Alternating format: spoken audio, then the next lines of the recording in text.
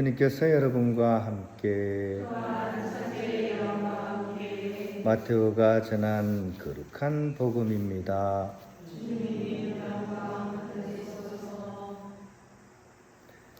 그때 예수님께서 군중에게 말씀하셨다. 하늘나라는 밭에 숨겨진 보물과 같다. 그 보물을 발견한 사람은 그것을 다시 숨겨두고서는 기뻐하며 돌아가서 가진 것을 다 팔아 그 밭을 산다. 또 하늘나라는 좋은 진주를 찾는 상인과 같다. 그는 값진 진주를 하나 발견하자 가서 가진 것을 모두 처분하여 그것을 샀다. 또 하늘나라는 바다에 던져 온갖 종류의 고기를 모아들인 그물과 같다. 그물이 가득 차자 사람들이 그것을 물가로 끌어올려 놓고 앉아서 좋은 것들은 그릇에 담고 나쁜 것들은 밖으로 던져버렸다. 세상 종말에도 그렇게 될 것이다. 천사들이 나가 의인들 가운데에서 악한 자들을 가려내어 불구덩이에 던져버릴 것이다. 그러면 그들은 거기에서 울며 이를 갈 것이다. 너희는 이것들을 다 깨달았느냐? 제자들이 예 하고 대답하자 예수님께서 그들에게 이르셨다. 그러므로 하늘나라의 제자가 된 모든 율법학자는 자기 곳간에서 새 것도 꺼내고 옛 것도 꺼내는 집주인과 같다. 주님의 말씀입니다. 편을 듭니다. 수년 와서 노래를 부르면 좀 그래도 마음이 편해요. 집에서는 제가 노래를 부르면 알렉산드리 신지님이 피식피식 웃어요. 비웃는 거죠, 그죠? 뭐 이렇게 제가 좀 높은 음을 잘 못 내거든요. 그러다 보니까 좀 틀리면 미사하시다 피식피식 웃어요. 그래가지고 집에서 부르면 좀 틀려도 좀 신경이 좀 쓰이는데 여긴 틀려도 아무도 웃질 않으니까 그래서 좀 마음이 좀 편한 것 같아요. 물론 속으로 웃을 수는 있어요, 그죠? 그래도 엑스레이 찍으면 나와요, 그게 나오는데 그래도 겉으로는 안 드러내니까 마음이 참 편한 것 같습니다. 그래서 제가 원래는 안 그랬어요. 원래는 제가 이렇게 깨꼬리 노래자랑 나갈 정도로 옛날에는 노래를 잘했는데 이 변성기 오면서 이래 된 거예요. 변성기 오면서 소리가 안 나니까 막 소리를 하도 지르다가 성대를 상한 것 같아요. 그래가지고 이제 노래를 부르면 이제 소리가 안 나오는 거죠. 예. 거기다 발음까지 이상하면 그죠? 뭐 글로리아 이넥 첼시 하면서 딱 걸려버려요 여기서. 그래가지고 항상 틀리곤 하는데 그래도 안 웃으니까 마음이 좀 편한 것 같아요. 네. 근데 또 이걸 제가 이제 나름대로는 좀 극복하기 위해서 뭐 노래도 하지만 요즘 들어가지고 안식년 프로그램으로 드럼을 제가 배우고 있습니다. 목으로 안 되는 거를 손으로 한번 해결해 보려고 그렇게 하고 있는데 만족도가 되게 높아요. 뭐 저는 뭐 안식년 할 때 주로 이렇게 막 어디 가고 이런 것보다도 뭘 배우고 이런 게 좋아가지고 늘 안식년이면 뭘 하나를 배웠는데 이번에는 지금 드럼을 지금 배우고 있습니다. 근데 이제 드럼 학원에 가면 저보다 훨씬 먼저 배우기 시작한 5년 차, 6년 차, 7년 차 선배님들이 계세요. 그런데 이제 은퇴하신 분들이 대부분 거죠. 직장 생활 하시다가 이제 은퇴하셔가지고 이제 취미 생활로 이렇게 몇 년 동안 하시는 거죠. 연세가 지긋하신 어르신도 있고 또 교회 권사님도 계시고 근데 그분들이 이제 열심히 이제 그 드럼을 치면서 이렇게 노후를 보내고 계시는데 한결같이 하시는 말씀이 바로 그거예요. 내가 참 선택을 잘한 것 같다. 선택을 잘한 것 같다. 저도 선택을 굉장히 잘한 것 같아요. 해보니까 이게 수도자한테 딱 맞는 악기야. 수녀원도 하나 있었으면 좋겠어요. 근데 아마 이제 원장님이 싫어하시겠죠. 그죠? 소리가 막 나면, 그죠? 근데 이게 왜냐하면 드럼은 힘을 빼야 됩니다. 잘하겠다는 욕심을 가지면 박자를 다 틀려요. 아예 욕심을 안 내야지 잘 되는 악기가 드럼이고요. 그 다음에 한눈 팔거나 딴 데 신경 쓰면 박자를 놓치는 악기입니다. 그러니까 늘 깨어 있어야 돼. 그러니까 늘 깨어 있으면서 마음을 비워야 되는 악기. 이게 드럼입니다. 그러니까 수두자한테 딱 맞는 악기지. 아마 원장님이 싫어하실 거예요. 시끄러우니까. 근데 이 분들이 이제 저보다 먼저 하신 분들도 사실은 실력 차가 별로 안 나요. 제가 생각하기에. 왜? 나이가 들어도 마음을 내려놓는 건 힘들거든요.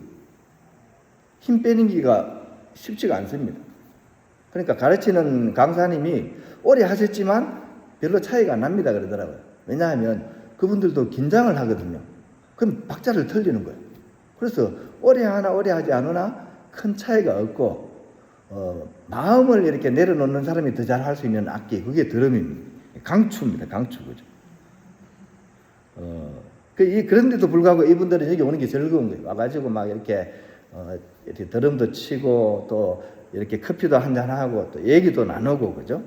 이게 뭐 골프 치거나 이러면 돈이 많이 드는데 이거는 이렇게 장소 빌리는 값만 내면 되거든요. 그러니까 조금만 용돈 정도 이렇게 내면서 이제 그 시간을 보낼 수 있으니까 그래서 좋은 것 같아요. 그래서 이 드럼 치는 시간이 참 행복하고 삶의 활력이 되고 또 큰 욕심 없이 또 하기 때문에 꾸준히 이렇게 함께 하고 있다고 이제 얘기를 하시더라고요. 그리고 갈 곳이 있어서 좋다는 거죠. 나이가 들면 갈 곳이 있어야 되거든요. 이분들은 출근하다시피 이렇게 와가지고 오전을 보내고 또 이렇게 친구랑 이렇게 막 얘기 나누듯이 나누고 드럼 치시고 이제 집으로 가시는 거예요. 그죠? 사람은 무엇을 선택하느냐에 따라 그 인생의 행복도 달라진다는 것을 우리는 알 수가 있는 겁니다. 오늘 복음도 바로 우리에게 그 이야기를 들려주고 있습니다. 예수님께서는 하늘나라를 밭에 숨겨진 보물, 값진 진주, 그렇게 비유를 하고 계십니다. 이 보물을 발견한 사람은 자기가 가진 것을 기꺼이 정리하고 그 보물을 산다고 합니다. 근데 여기서 중요한 것은 그 많이 가지는 것이 아니라 무엇이 가장 귀한지를 알아보는 눈이라고 하겠습니다. 그죠? 귀한 것이 알아봤기 때문에 그것을 선택을 하신 거죠.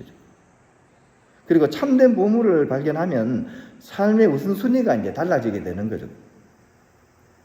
이제 저하고 드럼 같이 하시는 분들이 이제 하시는 얘기 중에 하나가 바로 그겁니다. 젊을 때는 눈에 보이는 그런 성공과 그런 재물만이 행복인 줄 알고 아닥바닥 살았다고 합니다. 하지만 세월이 흐를수록 조금씩 이제 깨달아 간다고 합니다. 정말 귀한 것은 의외로 가까이 있는 것이고 평범한 것에 있다는 것을, 가족들이 오손도손 함께 모여가지고 함께 식사하는 그 한 끼, 또 미사나 예배를 드리다가 찾아오는 그런 작은 평화들, 또 지친 마음을 일으켜 세우는 그런 하느님의 말씀 한 구절을 내가 마음에 담았을 때, 또 나하고 사이가 틀어져서 입이 쑥 튀어나온 누군가 틀어진 그 상황을 좀 해결하기 위해서 내가 용기를 내었고 또 내가 사과를 하면서 그 순간 찾아오는 그런 평화와 다시 웃을 수 있는 마음, 이런 것들이 우리 삶의 보물이라는 것입니다. 하느님께서는 이런 보물들을 우리의 평범한 일상 속에 숨겨 놓으셨다는 것을 오늘 복음은 우리에게 이렇게 알려주고 있는 것 같습니다. 또한 오늘 예수님께서는 하늘나라를 그물에 비유하고 계십니다. 그물 속에는 좋은 물고기도 있고 그렇지 않은 물고기도 함께 들어 있습니다. 우리 마음도 마찬가지입니다. 감사와 사랑도 있지만 상처와 욕심, 미움도 사실 함께 담겨져 있습니다. 신앙은 우리가 완벽한 사람을 향해서 나아가는 것이긴 하지만 삶이라는 그물을 끌어올리면서 어떤 것은 간직하고 어떤 것은 내려놓을지를 분별하는 과정이 필요한 그런 것입니다. 가장 귀한 것을 발견한 사람은 바로 그것 때문에 나머지를 기꺼이 내려놓을 수 있다는 것입니다. 우리 수도생활도 마찬가지지 않습니까? 수도원 담장 안에서만 하느님을 만나는 것이 아닙니다. 평범한 일상 속에서 숨겨진 보물을 발견하는 사람이 진짜 수도자인 것입니다. 수도복은 패션이 아닙니다. 프란치스코 성인은 풀 한 포기, 새 한 마리, 바람과 물, 해와 달까지도 그 안에서 담겨진 주님의 발자취를 읽어낼 수 있었습니다. 그래서 세상은 그분에게 거대한 성당이었고 피조물 하나하나가 하느님을 가리키는 그런 표정이 되었던 것입니다. 그래서 우리가 늘 부르는 태양의 창가가 이렇게 거기서부터 나온 것입니다. 어저께 공동체 미사를 하면서 스테파노 형제가 이런 나눔을 했는데 기억이 좀 이렇게 납니다. 에지람 이야기를 했습니다. 어제 독서 중에 이제 질그릇 속에 보물이 나왔고 스테파노 형제는 이제 에지람 이렇게 가족들을 얘기하면서 그 얘기를 이렇게 얘기했습니다. 에지람 식구들은 겉으로는 참 부족한 사람들입니다. 특히 자신의 욕구가 감춰지지 않고 그대로 드러나는 분들입니다. 욕구와 욕정이 있잖아요. 그죠? 근데 일반인들은 다 감추죠. 근데 그분들은 그게 감춰질 수가 없는 사람들. 내가 먹고 싶으면 거기 손이 막 가는 사람. 또 사람이기 때문에 성욕도 굉장히 강합니다.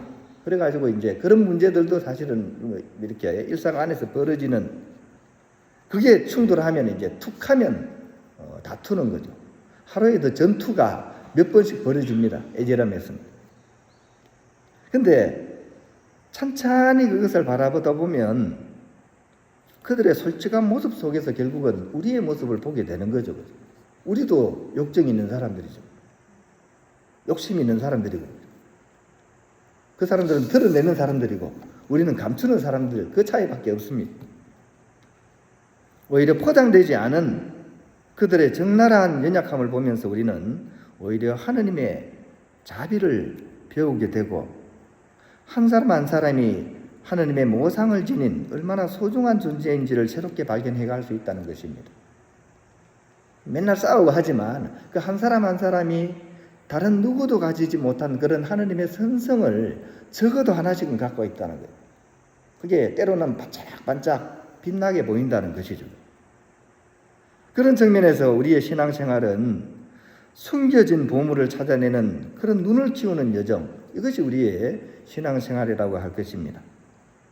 오늘 나는 무엇을 가장 귀한 보물로 여기면서 살아가고 있습니까? 그리고 내 삶의 그물 안에서 무엇을 기쁘게 간직하고 또 무엇을 미련 없이 내려놓아야 하겠습니까? 오늘 미사를 마치면서 못 부르는 노래지만 가톨릭 성가 440번 주님의 발자국을 아는가 같이 한번 불러보면 좋겠습니다. 성음악으로. 제가 음이 낮으니까 제 톤으로 하겠습니다. 440번 1절만 할게요. 자, 시작. 주님의 발자국 아는가 가까이 계심을 아는가 주님을 애타게 기다리는 자들아 주님의 발자국 보아라. 주님께서는 지금도 우리 곁을 걸어가고 계십니다. 중요한 것은 그 발자국을 따라갈 줄 아는 그런 눈이라고 하겠습니다. 그 눈을 가진 사람은 오늘 이 평범한 하루 속에서도 숨겨진 보물을 발견하게 될 것입니다.